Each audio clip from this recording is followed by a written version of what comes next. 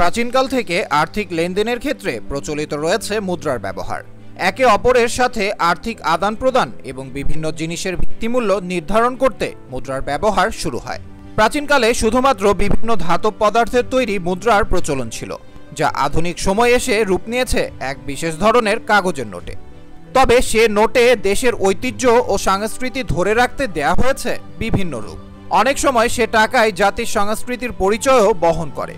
জাতির উত্থান এবং পতনের ইতিহাসও মেলে মুদ্রা হতে, যে কারণে বিভিন্ন দেশের টাকায় সে জাতির রূপকারের নাম ও ছবি খচিত করা থাকে। সেই সাথে রাষ্ট্রের শৈল্পিক স্থাপত্য ও কালচার ধরে রাখা হয় মুদ্রার ডিজাইনের মাধ্যমে।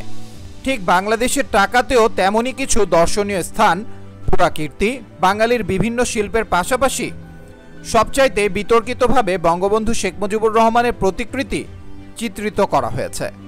সেই সাথে মহান মুক্তিযুদ্ধের চেতনার বাহক স্মৃতিসৌধ এবং 1952 সালের ভাষা আন্দোলনের স্মৃতিস্মারক, শহীদ মিনার ও সংগ্রামী চেতনাকে চিত্রিত করতে বিভিন্ন চিত্র প্রতিকৃতি দেখা যায় বাংলাদেশি মুদ্রায়।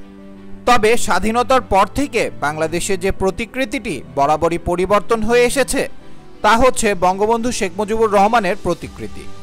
1971 সালে মুক্তিযুদ্ধে স্বাধীনতা অর্জনের পর আওয়ামী লীগ সরকারের গঠিত অর্থব্যবস্থায় সর্বপ্রথম প্রচলিত হয়েছিল বঙ্গবন্ধু শেখ মুজিবুর রহমানের প্রতিকৃতি চিত্রিত মুদ্রা ও নোট।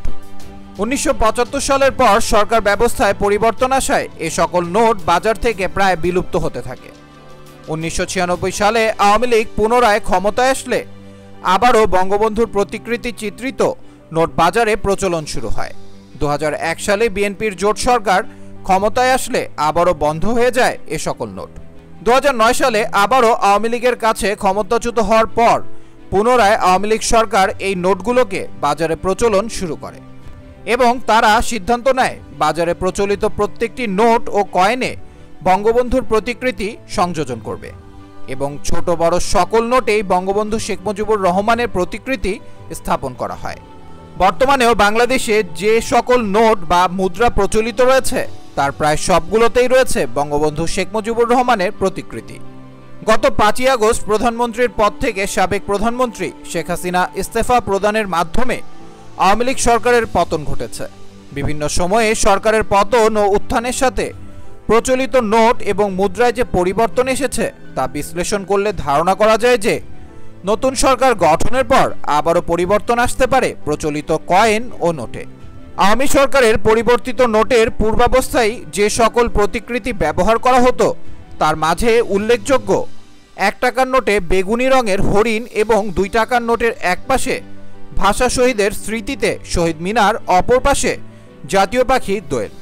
20 টাকার নোটে বাঙালির ঐতিহ্যের সোনালী আঁশ পাটসহ 50, 100 ও 500 টাকার নোটেও বিভিন্ন পরিবর্তন এসেছে এবং বঙ্গবন্ধুর জন্ম শতবার্ষিকী উপলক্ষে 200 টাকা সহ বাজারে আরও প্রচলন করা হয়েছে 1000 টাকার নোটও, যে নোটগুলোতেও রয়েছে বঙ্গবন্ধুর ছবি।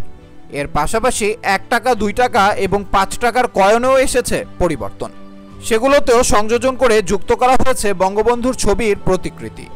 তবে সরকার পরিবর্তনের সাথে সাথে নোট বা কয়েনের মাঝেও যে পরিবর্তন এসেছে তার ধারাবাহিকতায় আবারও পরিবর্তন আসতে চলেছে এমনটা ধারণা করাই যায়।